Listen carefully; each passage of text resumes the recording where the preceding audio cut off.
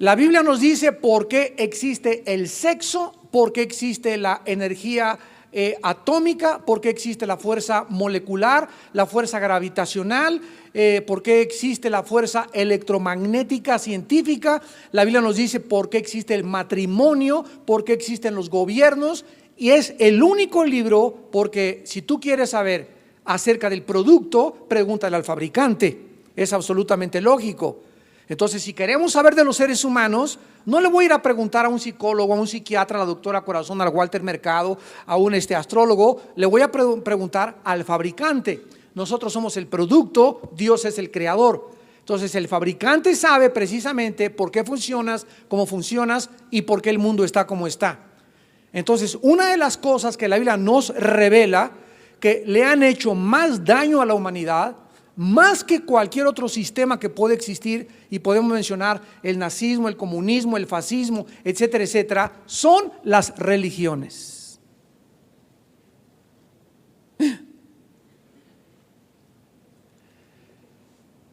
Cuando el ser humano se desconectó de Dios en el huerto del Edén, en ese momento el ser humano perdió la dirección de Dios. Se separó de Dios espiritualmente, se desconectó de Dios. Pero el ser humano continuó por la gracia de Dios viviendo separado espiritualmente de Dios, pero con la conciencia muy profunda en su alma de la eternidad. Como dice en Eclesiastés 4, Dios puso la eternidad en el corazón humano. Como el ser humano trae la eternidad, porque fue creado a la imagen y semejanza de Dios, el ser humano ha buscado desde la caída del huerto del Edén, a través de todos los siglos, la manera de salvarse. La manera de poder hacer algo, porque traemos la conciencia que hay un Dios. El ser humano no sabe quién es Dios y por eso adora la roca, Teotihuacán, esto y el otro. Todas las religiones que existen junto con las sectas son intentos de los seres humanos de salvarse a sí mismo por ellos mismos. Apunta, las religiones tienen un común factor denominador. Todas las religiones y todas las sectas buscan salvarse a través de ellos mismos. Y la Biblia nos revela que el cristianismo se diferencia de todas las demás religiones que existen y de todas las sectas que existen, en que es Dios el que salva al ser humano. Entonces, las religiones son intentos de salvarnos por nosotros mismos. El cristianismo es Dios salvándonos a nosotros. Esta es la grande diferencia. Dentro de todas las religiones que existen, podría nombrarles muchísimas, pero he tratado de poder encontrar algunas pocas para que puedan ustedes tener una idea a dónde ha llegado el ser humano a desarrollar sistemas de pensamiento filosófico que han dado lugar a las ideologías y que ha dado lugar a las religiones.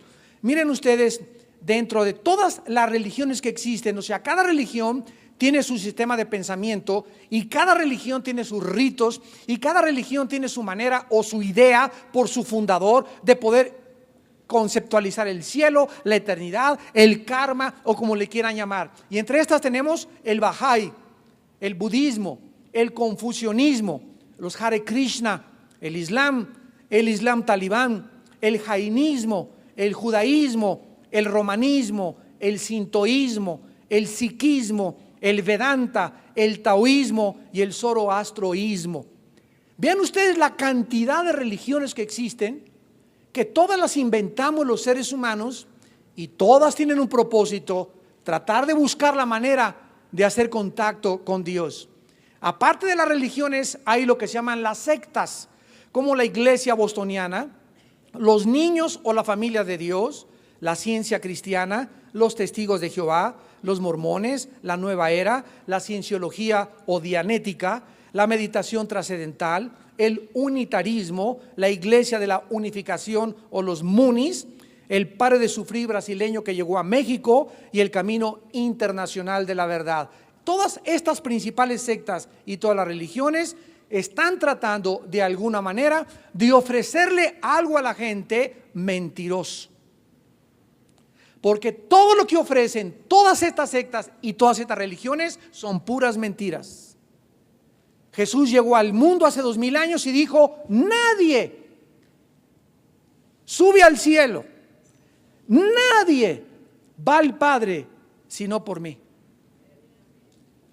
Entonces, cuando alguien llegue y te diga o me diga a mí, es que todas las religiones llevan al cielo, como dice y se ha acuñado esa frase, todas las religiones llevan al cielo, y siguiendo cada quien su propia religión nos vemos allá, esto hace a Jesús, el Hijo de Dios, el mentiroso y el psicópata más grande que ha existido en la historia, porque Él llega al mundo y nos dice que nadie puede hacer contacto con el Padre si no es por Él, y que Él es el único camino a Dios, Él es la única verdad absoluta y objetiva, y Él es la vida eterna.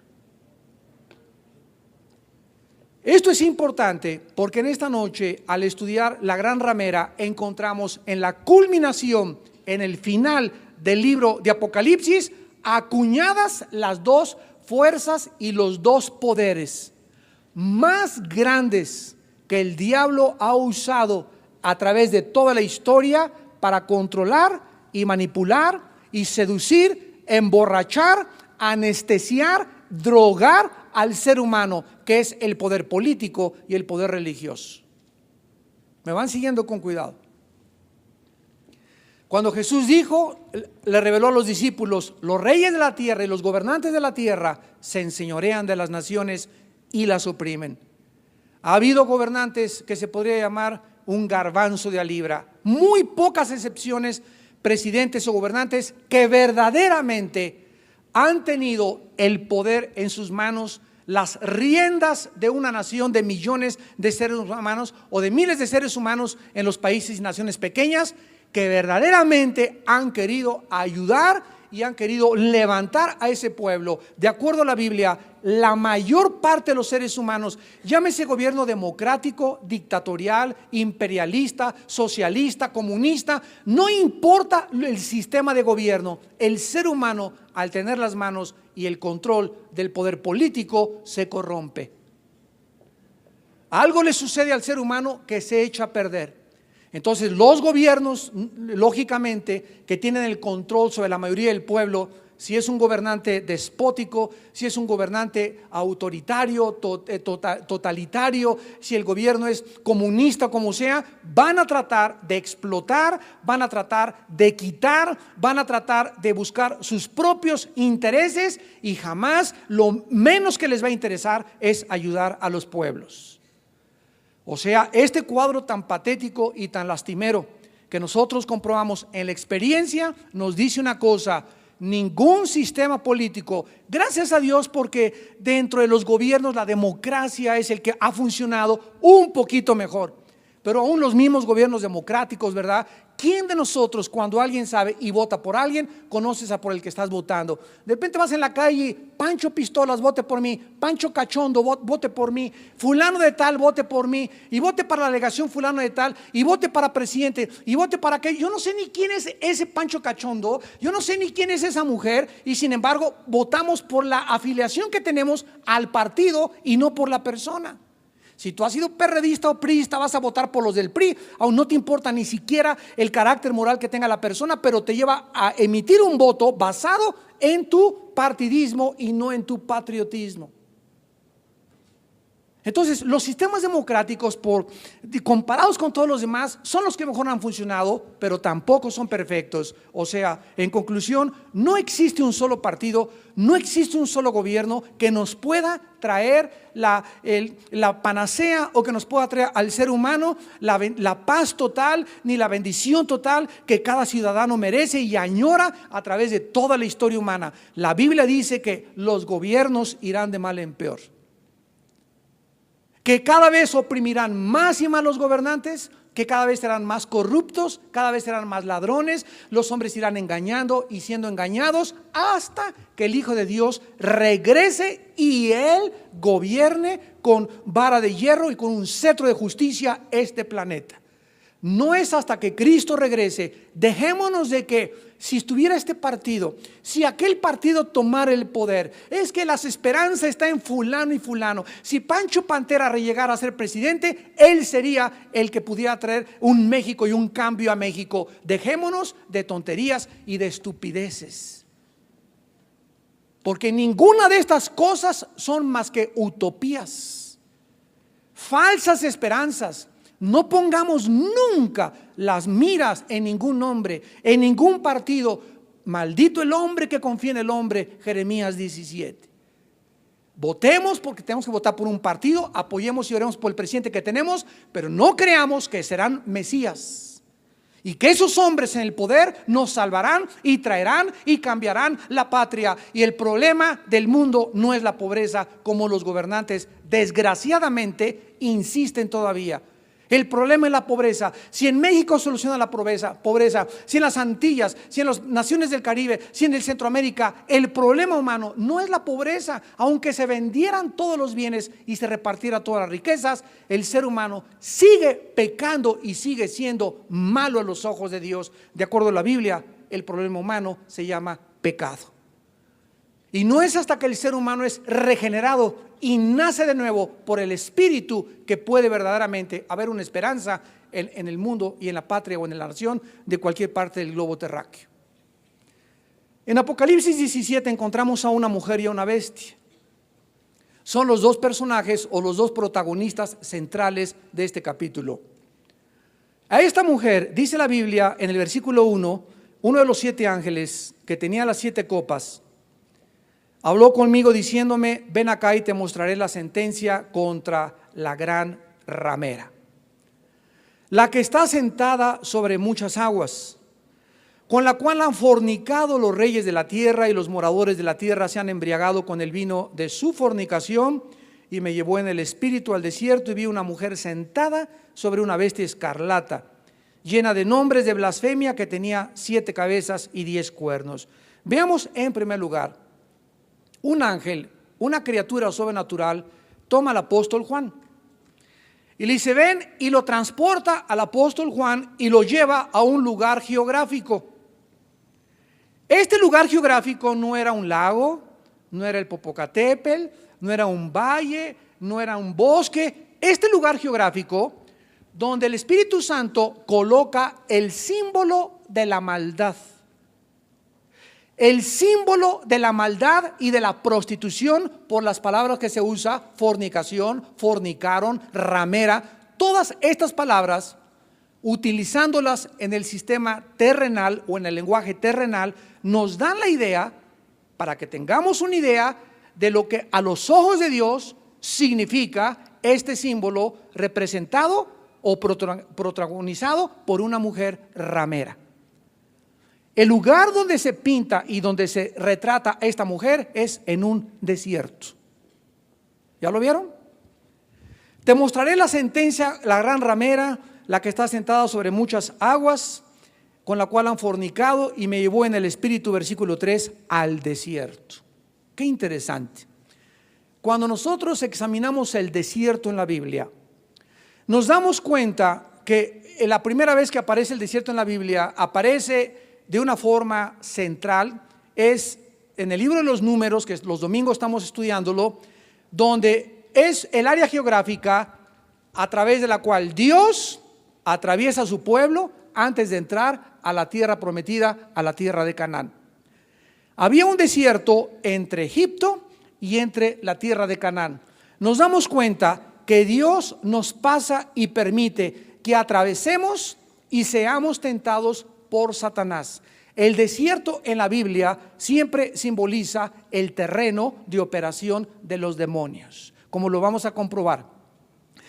Al atravesar el desierto en el Antiguo Testamento, no se nos muestra el mundo espiritual que estaba detrás, tentando a la gente. ¿Quién estaba detrás de la murmuración, de los traicioneros, de los pesimistas, de los derrotistas? ¿Por qué el diablo los convenció que se regresaran y que no podían entrar? Detrás había fuerzas espirituales, pero vemos en el Nuevo Testamento que no tenemos lucha contra sangre y carne, sino contra gobernadores, principados, huestes espirituales de maldad. Entonces el desierto es retratado como los terrenos de Satanás en la Biblia.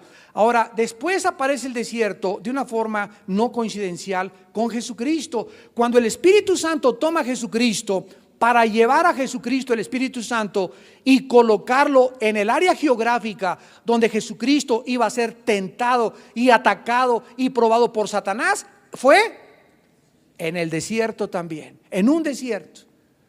O sea, el Espíritu Santo toma a Cristo y lo lleva a los terrenos, a la cueva, a la baticueva de Satanás, para que ahí Cristo, otra vez, ahí Satanás, nos damos cuenta que se manifiesta y le dice: si tú eres el Hijo de Dios, etcétera, etcétera. Pero es ahí, en el lugar desértico, donde Jesucristo es atacado. Y de una forma más clara en Lucas, acompáñenme por favor para que ustedes lo lean por sí mismos.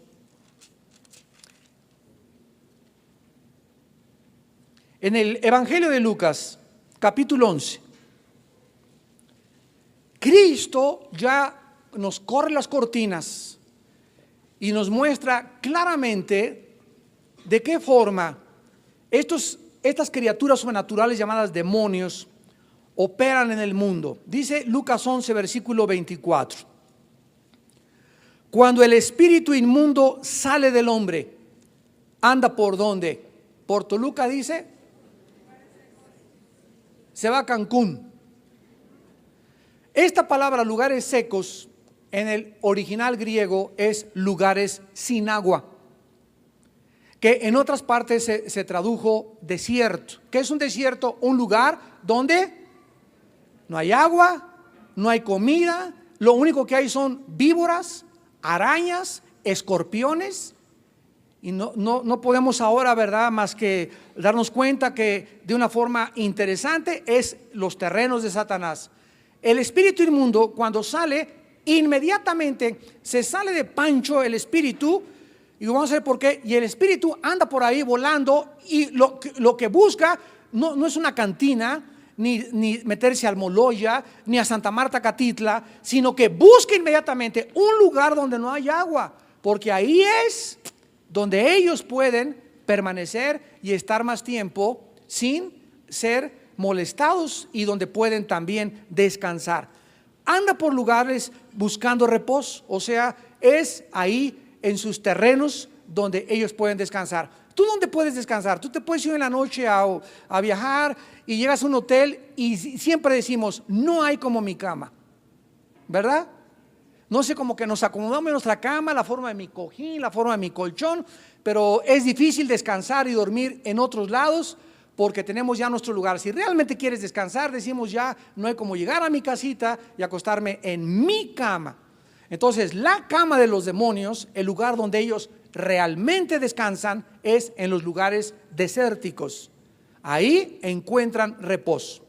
Versículo 24, y dice: y no hallándolo, o sea, llegan ahí buscando reposo. Pero la maldición sobre los demonios es que jamás descansarían, no importa dónde fueran. ¿A qué va la gente a las cantinas? A buscar reposo con una borrachera. ¿Por qué te haces un pericazo? Para buscar durante 4 o 5 horas escaparte de la realidad, evadirte la realidad y sentirte un poco bien. ¿Para qué te metes media de tequila o media de whisky? Para sentirte un poco mejor, que te cambie el ánimo, sentirte macho, etcétera, etcétera, por 5 o 8 horas. Sin embargo, no es cierto que encontraste en la coca, ni en la borrachera, ni en el alcohol, ni la mujer con la que te fuiste, esa paz que solo Dios te puede dar. Ahora, si nosotros los seres humanos no encontramos paz más que en Jesús, imagínense estos demonios que han sido maldecidos por toda la eternidad para nunca tener paz, para jamás encontrar reposo.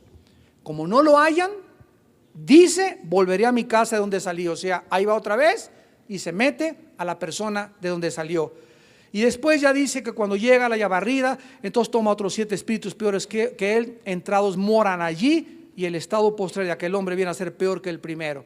O sea que si tú vienes aquí a los estudios y oyes la palabra, la palabra de Dios dice en Hebreos 5: no es posible que los que hayan sido iluminados y gustaron del don celestial y recayeron, sean renovados para arrepentimiento. Aquí está hablando no de personas que perdieron la salvación en Hebreos 5, está hablando de personas que nunca fueron salvas, pero que el Espíritu Santo les iluminó, les mostró y dijiste, ay, qué bonito en la noche me sentí, qué bonito hablaron, me gustó esa historia, pero no invitaste a Cristo a tu vida y los demonios te están esperando a la salida.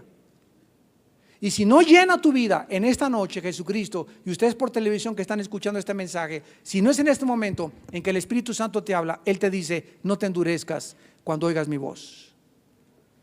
Porque es peligroso que te vayas y que te sientas que ya tienes a Cristo, pero no lo tienes, porque 7 espíritus se meten a tu vida y te hacen la condición peor de la cual estabas antes de que vinieras a escuchar la palabra de Dios.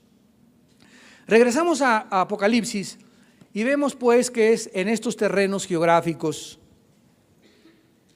En el mundo espiritual no hay desiertos, ¿verdad? Es un lugar físico, geográfico aquí en la tierra, donde se retrata a la ramera. Esta noche el título de la conferencia se llama Significado de la ramera o Significado de la madre de las rameras. Ahora, dice la Biblia en el versículo 2 que esta ramera, esta mujer retratada como una prostituta, ha fornicado con los reyes de la tierra. Inmediatamente asumimos que este es un lenguaje simbólico, no es una ramera literal física que se haya metido con Mussolini, con Hitler, con Napoleón, sino que de alguna forma espiritual se toman los conceptos de la fornicación y de la impureza sexual para transmitirnos verdades espirituales y podamos nosotros en el chip tan pequeño, diminuto de renacuajo que tenemos aquí adentro, poder entender un poquitín nada más de lo que Dios nos quiere explicar en esta noche. Y así es el lenguaje simbólico de la palabra de Dios. ¿Por qué se le llamaría a una ciudad? Porque vamos a ver que esta ramera en el versículo 18 es una ciudad. Apocalipsis 17, 18, ¿ya lo vieron? Entonces vamos avanzando. Esta mujer ramera, prostituta, que ha fornicado con España, con Babilonia, con Egipto, con Italia, con Argentina, con México. Esta mujer ramera, dice la Biblia claramente que es una mujer que representa una ciudad. La Biblia no es de interpretación privada, dice 2 de Pedro 1, y nadie puede llegar, pues para mí que es la Tongolele. O para mí que es fulana de tal, o es que sabes una cosa, a Dios no le interesa lo que tú pienses que es. Dios quiere que tú esperes que el Espíritu Santo sea el que te revele la interpretación de la palabra de Dios. O sea, la Biblia no es de interpretación privada y por eso hay sectas, porque le dan una interpretación que la sacan de su contexto para hacer un pretexto y comienzan a pervertir y adulterar la palabra de Dios. Entonces, esta mujer, para comenzar, representa una ciudad. Y vamos a ir en nuestra investigación más adelante. Veamos esta verdad en el capítulo 18, versículo 3, que se vuelve a repetir la verdad del capítulo 17. 18:3. Oí, porque todas las naciones han bebido del vino del furor de su fornicación. Otra vez se le llama que esta mujer ha embriagado. Vamos otra vez a cambiar el lenguaje. Es una ciudad que destila algo espiritual que el mundo no ve. Es una ciudad que tiene un poder para a cada país que ha tenido relaciones diplomáticas o políticas con ella. Esta ciudad ha embriagado, ha emborrachado a los líderes de toda la historia desde que esta ciudad existe. ¿Qué significa fornicar? En el Antiguo Testamento, como vamos a ver a continuación, la Biblia usa la palabra fornicar para tener relaciones ilícitas que no sean con Dios. En Santiago 4:4 el apóstol dice en el Nuevo Testamento, almas adúlteras. ¿No sabéis que la amistad con el mundo es enemistad con Dios? Cualquiera que se constituye amigo del mundo se constituye enemigo de Dios. La Biblia me llama que si yo, Armando, estoy casado, ando ahí coqueteando y papaloteando con otras chavas, soy un adúltero a los ojos de Dios. Estoy deshonrando a la compañera de mi vida, a la amiga de mi vida, a la esposa de mi vida. Y aun cuando no hiciera ninguna cosa física con esa muchacha, el simple hecho de mantenerla en mi mente o en mi corazón, a los ojos de Dios soy un adúltero sin necesidad de acostarme con ella. Jesús dijo en Mateo 5, oísteis que fue dicho, no adulterarás. Pero yo te digo que si tú miras a una mujer, si tú miras a un hombre para codiciarlo, ay, qué mango, qué cuerote, qué muchachota, etcétera, etcétera, ya adulteraste con él, ya adulteraste con ella. Y se toma nota en el libro de Dios, cometió fulano de tal adulterio ayer. Y hasta que tú no vienes y lo sacas, lo confiesas, Padre, ayer vi a esa mujer y yo no te puedo engañar. Sí, Señor, la deseé. ¿Y para qué me voy a hacer el tonto? Y en ese momento la sangre de Cristo nos limpia de todo pecado. Pero tú no te puedes quedar con esos pensamientos en tu vida y crees que puedes coquetear con el pecado. Porque a los ojos de Dios el adulterio es una de las cosas que más hace enojar a Dios. De acuerdo a Colosenses 3, 4 al 5. Por esta ira, cosa viene la ira de Dios sobre los hijos de desobediencia. ¿Quieres hacer enojar a Dios? Comete inmoralidad. Es lo que más hace enojar a Dios y no se le escapa a nadie. Ahora dice aquí en el versículo 9 de Apocalipsis 18, lo mismo, y los reyes de la tierra que han fornicado con ella. Otra vez el mismo lenguaje. Y vamos a Jeremías, al Antiguo Testamento, para clarificar ya sin ningún lugar a dudas que esta ciudad, al ser acusada de prostituta, significa que ha tenido relaciones ilícitas con otras naciones. Dice Jeremías 51, versículo 7. Copa de oro fue Babilonia en la mano de Jehová, que embriagó a toda la tierra. Su vino bebieron los pueblos, se aturdieron por tanto las naciones. Vemos claramente que ya Babilonia en el Antiguo Testamento, la ciudad, ¿quién es en el Nuevo Testamento la ramera? Una ciudad.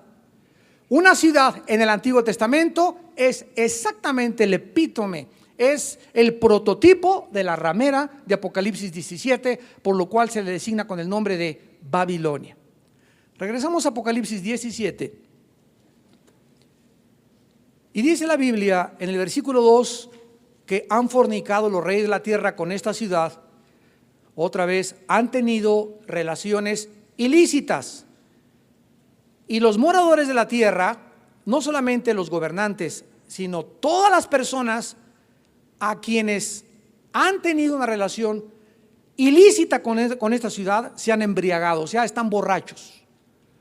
La Biblia describe a los seres humanos así. ¿Quién es un borracho? Ese es mi compadrito, ¿dónde ando? ¿Dónde me encuentro? No sabe dónde está, no sabe quién es, hablan solos, dicen tontería y media, disparates, bueno, y verdad, y después amaneces y llegas a tus 5 sentidos y te das cuenta la bola de babosadas y la bola de tonterías que cometiste estando bajo el influjo del alcohol. Bueno, para que tengas una idea, la Biblia retrata a casi todos los seres humanos del planeta Tierra como borrachos.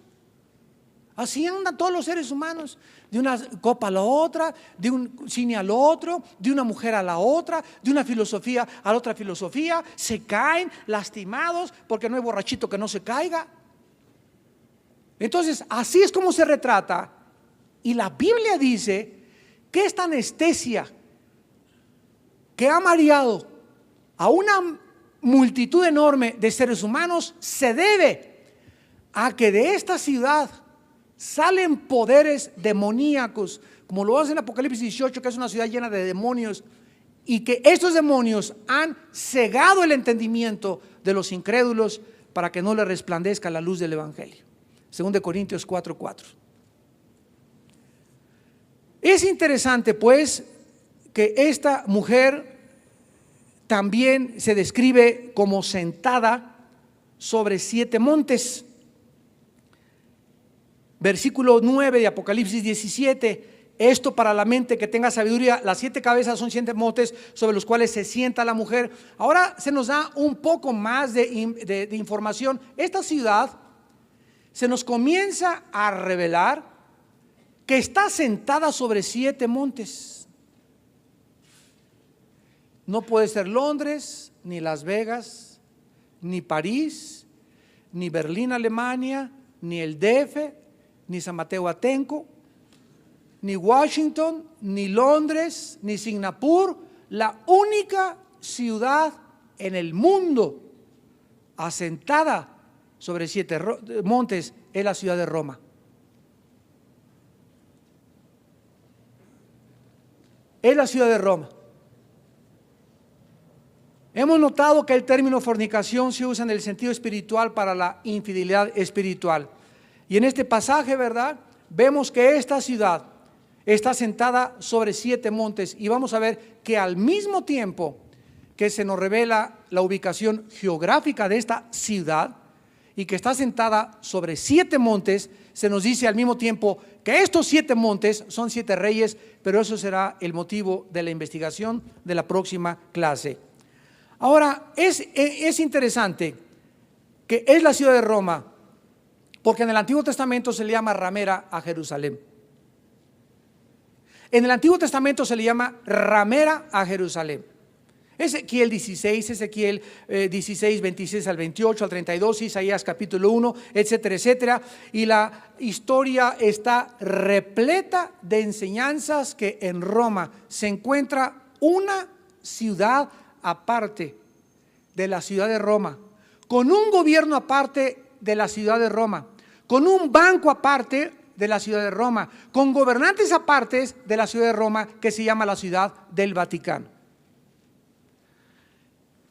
Y una vez que tenemos esta revelación, comenzamos a investigar en diferentes libros y comenzamos a descubrir que la historia está repleta de antecedentes de alianzas impías entre el Vaticano y gobiernos seculares.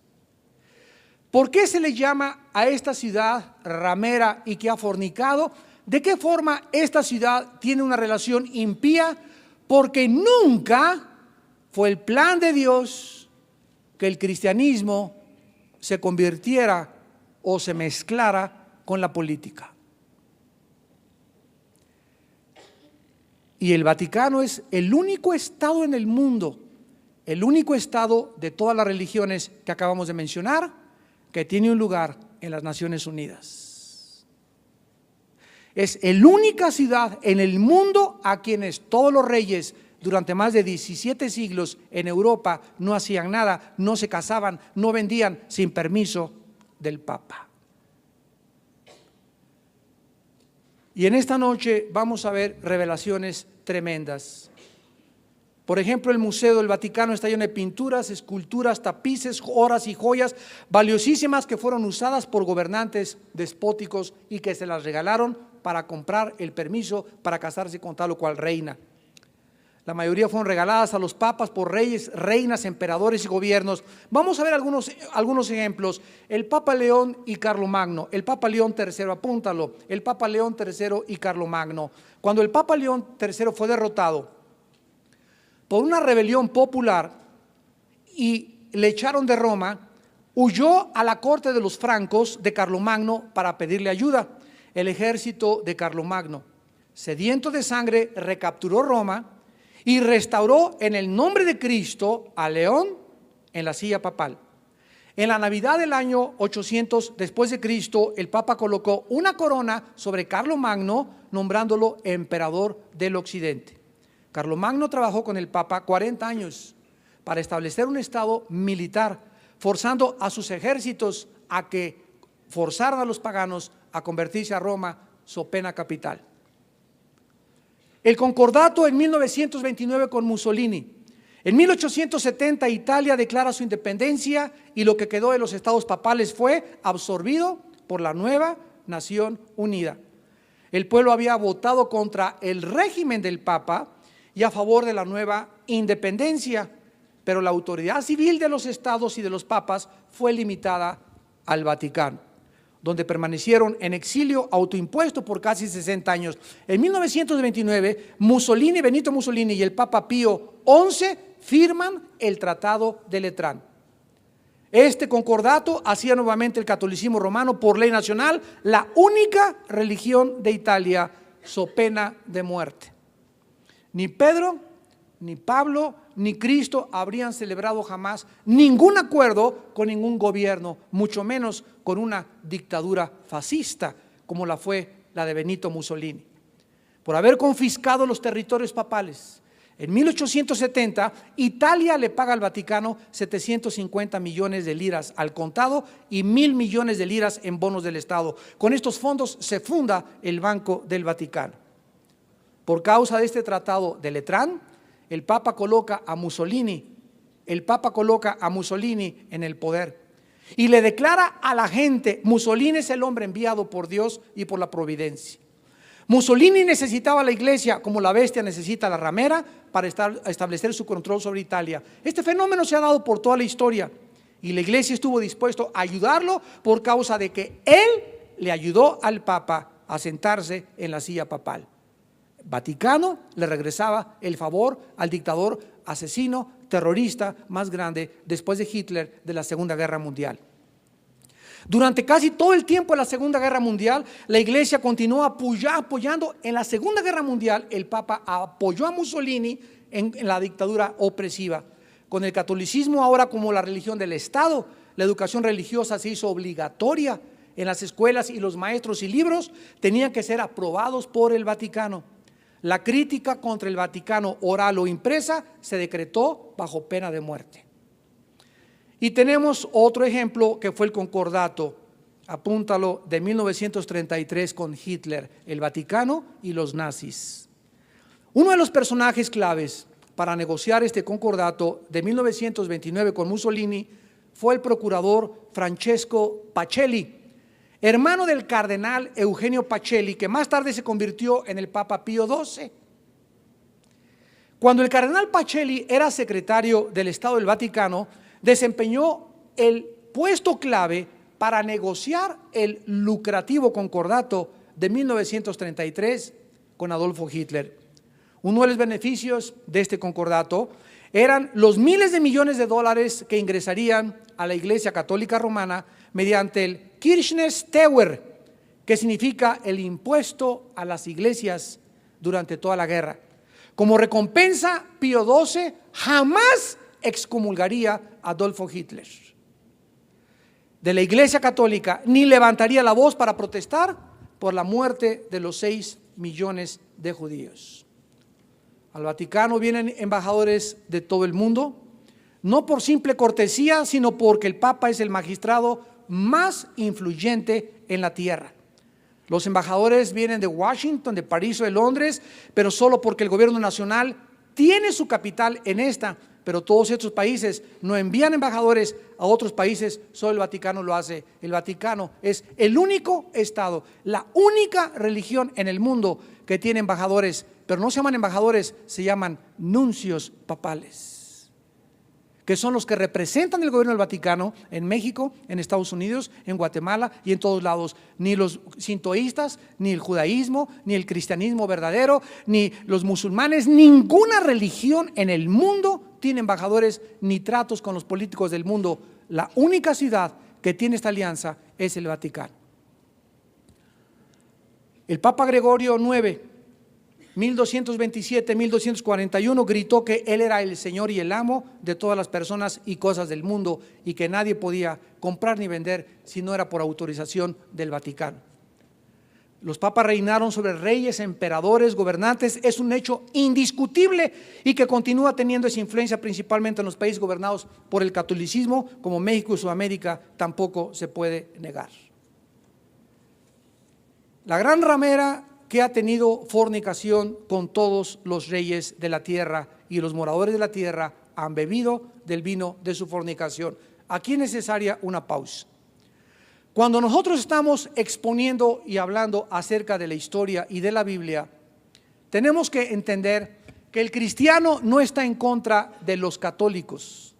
El cristiano está en contra de las doctrinas que salen de Roma, como María co-redentora con Cristo, como el purgatorio, como la enseñanza de que cuando una persona se muere, una misa gregoriana lo saca del purgatorio, como la enseñanza que decía Juan Tetzel en el siglo XIV, XV, que cuando una moneda de oro caía, tú eras en ese momento perdonado 5,000 años del purgatorio.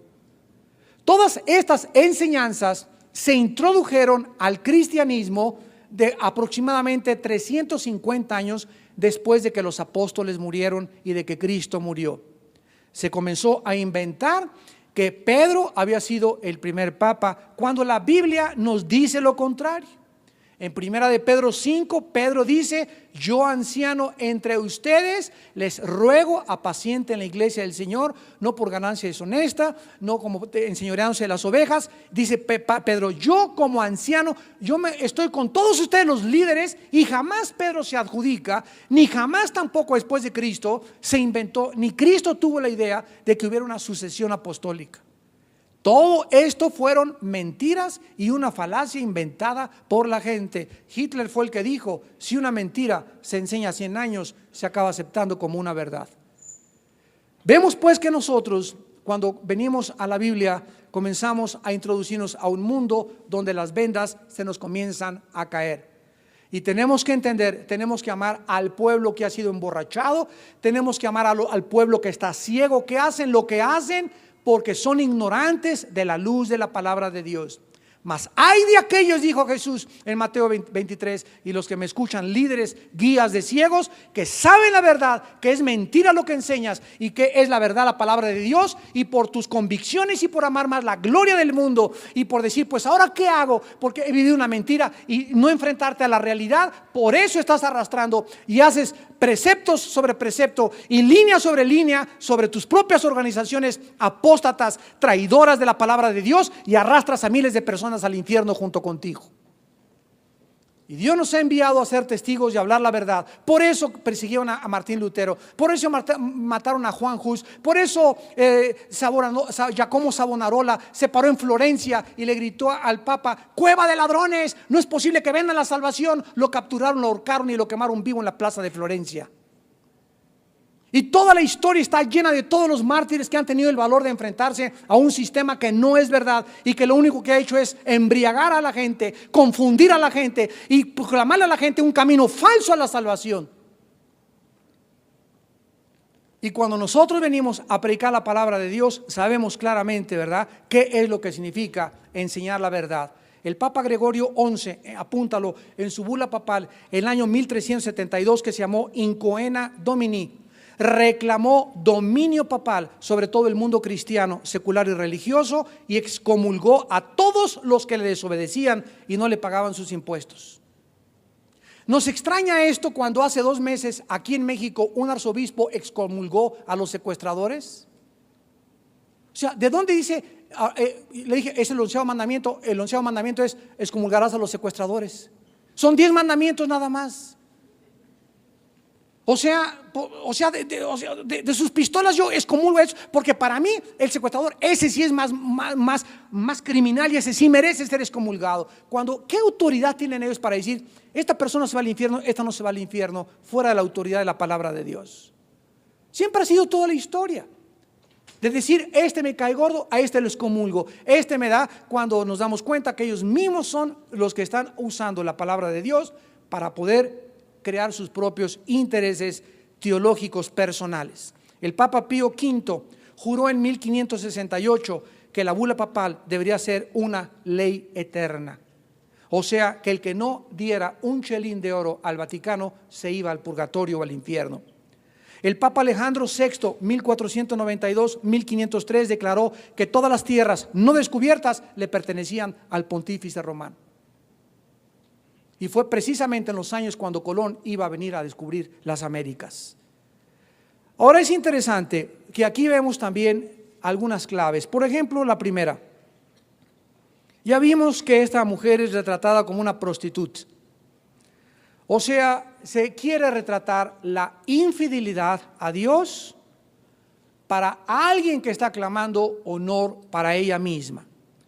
Y el punto, ¿verdad?, es que alguna organización, y lo voy a explicar, o grupo que clame adorar a Dios, pero que sea infiel a Dios, pertenece a la ramera Babilonia.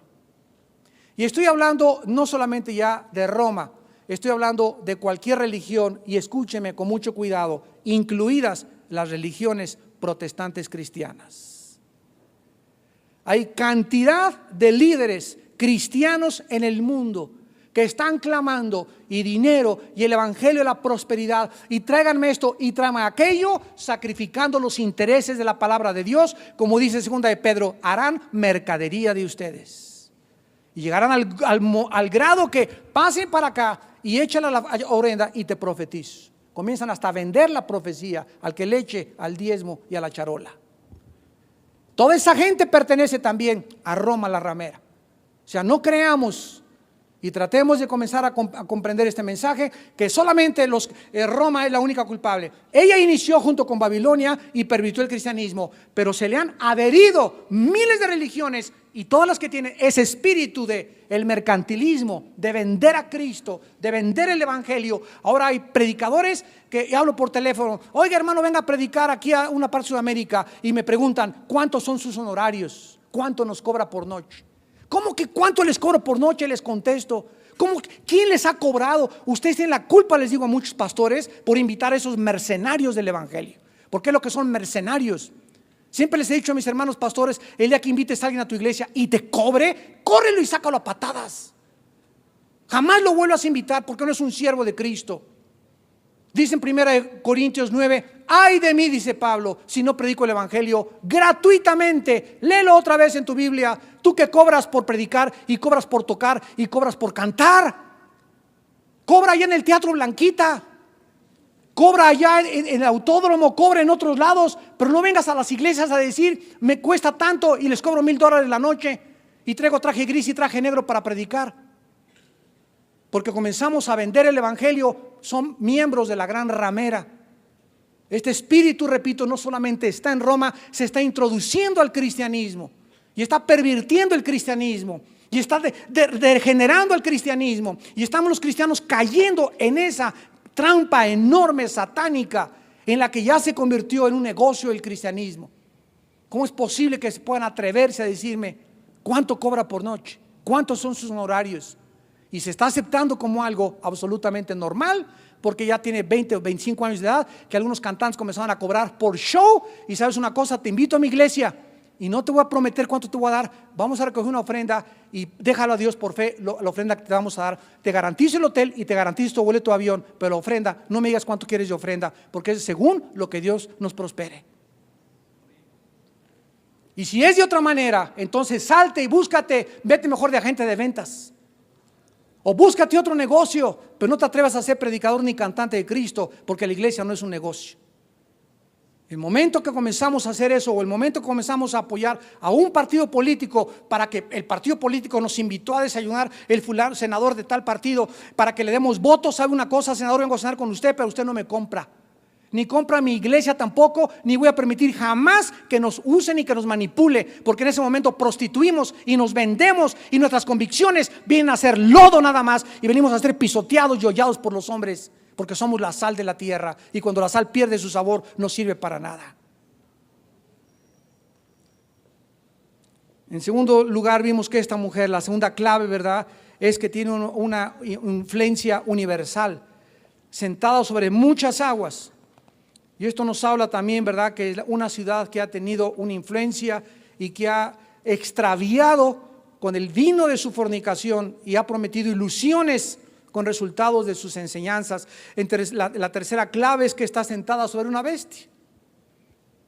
Dice Apocalipsis 17, versículo 3, que esta mujer, esta prostituta, esta ciudad, está sentada arriba de un monstruo. Se le llama una bestia. Y esta palabra terión en el griego significa una bestia salvaje. Aquí vemos claramente, y lo vamos a ver en las próximas clases, que la bestia simboliza el poder político del anticristo, el futuro dictador mundial. Y vemos claramente de qué forma la religión, ya vimos que la ramera tiene su cueva, ¿verdad?, ahí en Roma, y están adheridas a ella cientos de religiones, y no es coincidencia que en los últimos 30, 40 años ha comenzado a sembrarse semillas de lo que se conoce actualmente como el movimiento ecuménico internacional. Ahora se llama el movimiento interreligioso, ya para dorarle la píldora un poco más. Se oye muy feo ecumenismo, ya todo el mundo sabe que el ecumenismo es la unión de todas las religiones para trabajar un bien común. Vamos a cambiarle movimiento interreligioso, donde todas las religiones nos vamos a unir, porque Cristo dijo, Juan 17:21, para que seamos uno como tú y el Padre somos uno, Señor. Se oye bonito, ¿verdad? Pero la Biblia dice, andarán dos si no estuvieran de acuerdo. ¿Sabes una cosa? Que la verdad implica confrontación.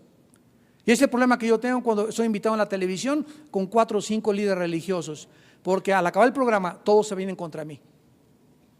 Comenzamos a debatir, a ver cuál es usted hermano budista, fulano de tal, le dicen, a ver usted hermano judío, usted hermano maometano, usted el mailán, y todos, ¿verdad? Y comienzan a decir, seamos tolerantes. Esa es la nueva frase que se ha acuñado ahora, se demanda tolerancia religiosa. Y ¿sabes una cosa? Que si nosotros creemos al acabar el programa que verdaderamente el hermano budista, el hermano judío, el hermano maometano, el hermano taoísta, todos tienen su verdad y yo tengo mi verdad, Dios mío, entonces ¿cómo puedo yo enseñarle a alguien que hay que buscar la verdad cuando hay muchas verdades? Esto es una contradicción filosófica dentro de la filosofía analítica. La filosofía analítica analiza el origen del conocimiento. A ver, hermano budista, así se debe comenzar. ¿De dónde sacó usted que el panzoncito Buda es la verdad? Cuando él dijo que ni en Dios creía, el budismo es ateo. A ver, hermano judío, ¿de dónde saca usted que el judaísmo es el antiguo? ¿Dónde están los sacrificios que Dios mandó a Jehová? El judaísmo actualmente no es el judaísmo bíblico, es el judaísmo rabínico. ¿De dónde sacaron ustedes el Mishnah y le agregaron 600 mandamientos al Torah? A ver, hermano Islam, ¿de dónde saca usted que Mahoma fue iluminado por Dios? Tráigame su libro, el Corán. ¿Dónde menciona Jerusalén? ¿Quién le reveló las sutras a Mahoma? ¿Qué fue lo que dijo Mahoma de esa revelación? Que se le apareció el ángel Gabriel que le reveló el libro del Corán. Y buscamos el origen, la idea que dio inicio a ese conocimiento, a esa ideología, esa filosofía que se convirtió en una religión y que está embriagando a sus seguidores. Y cuando nos toca a nosotros, a ver, ¿de dónde salió el cristianismo? Jesús inmediatamente resalta como la luz del mundo. Qué hombre, qué libro como la Biblia, qué personaje, qué humildad, qué mansedumbre, el cambiador de la historia, el divisor de la historia. Nada más tráiganme a una persona que se le pueda comparar a Jesucristo. En su vida, en sus enseñanzas, en su originalidad, en su entrega, en su mansedumbre, en su humildad. No existe ningún líder, no existe ningún libro sagrado que se pueda comparar ni siquiera con la Biblia. Y ahí es cuando entramos nosotros la defensa y las demás personas se sientan amenazados y nos llaman intolerantes a nosotros porque no aceptamos que solamente nosotros tenemos la verdad y nos llaman, es que esa es tu verdad y tenemos nuestra verdad. Y yo les contesto, entonces no hay verdades objetivas más que verdades subjetivas. Y si no hay verdades absolutas, estamos tristemente tirados en el suelo, porque entonces el ser humano jamás podrá decir, no hay ni una sola verdad, no hay nada que me pueda decir a qué consagro mi vida, no vale la pena más que vivir, mejor me pego un balazo porque no vale la pena vivir como un animal y como un chango. Pero cuando el hombre recobra su dignidad y se da cuenta que hay una verdad, que es Jesucristo, que hay un libro que es la Biblia, ese hombre, esa mujer se convierte en lo que la Biblia le llama guerreros y soldados de Jesucristo. Y ese es el llamado que tú tienes y que tú tienes y que tú tienes y que tú tienes. Pero ¿sabes por qué no lo haces? Porque no tienes el valor de hacerlo. Porque amas más la gloria del mundo. ¿Qué dirán mis amigos? Me voy a echar de enemigo a la familia, me voy a echar de enemigo a aquel. ¿Qué le costó a Jesús la cruz? Ve su cuerpo ensangrentado en la cruz del Calvario. ¿Y por qué estaba ese hombre colgado? No era traficante, no era marihuano, no era drogadicto, nunca mató, nunca robó. ¿Por qué se desquitó el mundo con ese odio contra él en esa cruz? ¿Por qué lo atormentaron? ¿Por qué le despedazaron la espalda? Porque la luz vino al mundo y los hombres amaron más las tinieblas. Y Jesús nos dijo a nosotros que seríamos sus testigos y que nos ha concedido no solo creer en él, sino sufrir por él. Pero tú no quieres sufrir por Jesús. A ti te da vergüenza sacar la Biblia con tus amigos, te da vergüenza con tu familia hablar de Jesús, te da vergüenza con tus personas en tu bufete, en tu negocio, decir realmente en lo que cuesta ser cristiano. ¿Y tú crees que con esa vida crees que puedas entrar al cielo? ¿Crees que realmente tú eres una persona llena del Espíritu Santo? Cuando el síntoma, la manifestación de que una persona tiene el Espíritu Santo es: me serán testigos. A los apóstoles les costó la vida, a los 12 apóstoles, el que sustituyó también a Judas. 350 años de mártires en el Coliseo Romano que dieron su vida a los leones por decir que Jesús era el Señor. Pero los cristianos del siglo XX duermen en camas de seda, están hechos de mermelada McCormick, son apóstatas, son cobardes. Viene solamente aquí el domingo. Si tengo 3 cuadras donde no puedo estacionar mi carro, ya no entro a la iglesia. Busco una iglesia donde de mi carro al santuario hay un elevador y me pongo una alfombra roja para llegar. Si llego a una iglesia donde no hay una sienta cómoda, ya no voy a esa iglesia. Si no hay una iglesia donde hay una chava a quien ligar y pegar mi chicle, ya no voy a esa iglesia. Si no hay una iglesia donde no me miren feo y me miran feo, ya no regreso a esa iglesia. ¿Este es el cristianismo realmente de la Biblia? Cada vez buscamos más comodidades y más comodidades y más comodidades. Cuando los cristianos primitivos se reunían en las catacumbas y sabían que salir de esa catacumba les iba a costar hasta la vida si los descubrían que se reunían ahí, y nosotros libremente en México, gracias a Dios, nos reunimos gracias al gobierno que tenemos, que nos da libertades de reunirnos sin ninguna vergüenza y poder proclamar cualquier cosa a los 4 vientos. Ve a Cuba a ver si te dejan predicar lo que estoy diciendo. Ya estaría yo ahorita 20 años, 25 años sin estar en una cárcel en Cuba. Vete a Afganistán, vete a Irak, donde había represión, y a otros países donde el mundo no ha podido comprender lo que es la libertad de los ciudadanos. Pero aquí tenemos un país donde podemos predicar el evangelio y se esconden detrás. Y Cristo algún día nos demandará la clase de vida que nosotros vivimos. Oremos. Padre, te damos gracias por habernos revelado la verdad y el misterio de tu voluntad. Y te damos gracias, Señor, porque tu Espíritu Santo está despertando a una iglesia dormida, a un cristianismo frío, mercantil, a un cristianismo barato, un cristianismo sin convicciones, un cristianismo donde muchos viven dobles vidas. Y tal vez si esta noche murieras, tú que me escuchas también por la televisión, te darías cuenta que desperdiciaste tu vida viviendo perdidamente, viviendo convencionalmente, amando siempre la gloria de los hombres.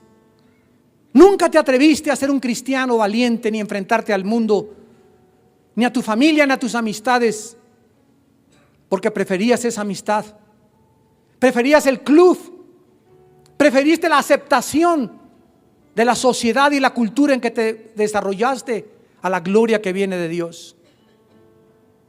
Pero Dios está llamando a su ejército. Dios está llamando a sus valientes, porque es la última guerra que vamos a pelear tal vez. Cuando el anticristo surge en el mundo, entonces nadie podrá comprar ni vender sin la marca del anticristo. Dios te está preparando para los años que vienen y te está diciendo que te consagres, que le entregues tu vida incondicionalmente. Él te quiere llenar de su espíritu y mostrarte su poder, que nadie nos puede tocar, nadie, si Él no lo permite. No tengan temor, pequeña manada, estoy con ustedes todos los días hasta el fin de los siglos. Yo soy tu Dios que te sostengo. Yo soy tu Dios que te esfuerzo. Yo le dije a mi apóstol Pablo, dice el Señor: Pablo, quédate en Corinto. No tengas temor, porque nadie te puede poner una mano hasta que mi plan termine con tu vida. Te damos gracias, Señor, porque somos tus siervos y hemos sido llamados a seguir las huellas de Cristo. Y a Él lo crucificaron por predicar la verdad. No tengamos temor de hablar la verdad a costa de nuestra propia vida.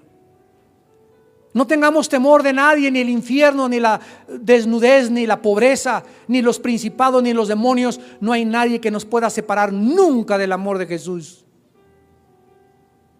Si Dios con nosotros, ¿quién contra nosotros? El mundo que vivimos tan miserable a nuestro alrededor, los terroristas, los crímenes a los niños, los robos, los secuestros, los crímenes, los abortos, la eutanasia, los muchachos embarazando a su novia, toda esta miseria, todo este pecado, toda esta hipocresía, toda esta falsedad viene porque no hay luces, porque no hay cristianos que se levanten y que le muestren a la gente cuál es el camino.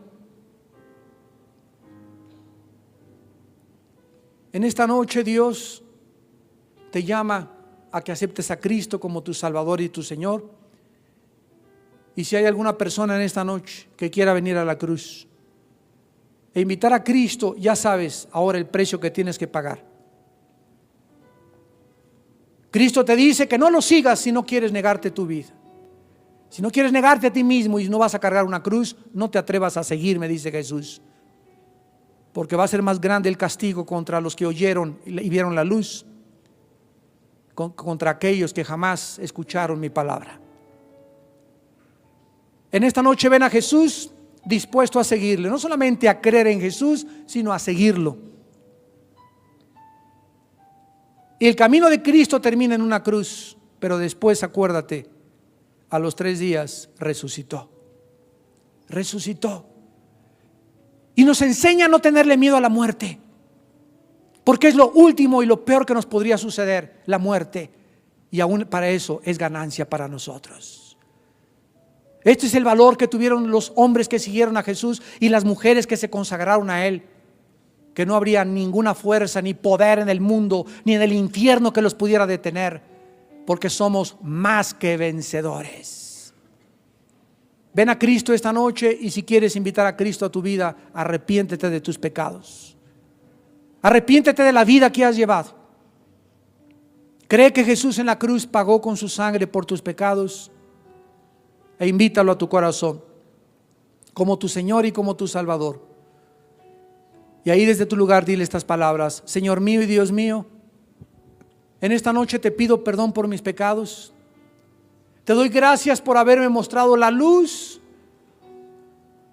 la verdad de la vida y el engaño en el que el mundo está sumido. Ahora, Padre, quiero ser una luz enviada por ti. Ahora quiero ir a contarle a mi familia la urgencia que tienen de venir a la luz, para que salgan del engaño, de la religiosidad, de la apostasía, del legalismo, para que salgan de su embriaguez espiritual. Oh Dios, hazme un instrumento de tu honra en tus manos, porque creo que en la cruz tu Hijo dio su vida por mí. Y te pido, Jesús, que entres a mi corazón como mi Señor y mi Salvador. Sácame de esta generación perversa y corrompida y conviérteme en un luminar en medio de tantas tinieblas, porque el mundo está siendo asfixiado por la mentira de las religiones, creyendo que es el camino que los puede salvar, cuando tú, Jesús, eres el único Salvador. Que entrarás a mi vida en esta noche y te seguiré con todo mi corazón, para tu gloria eterna, Hijo de Dios. Amén.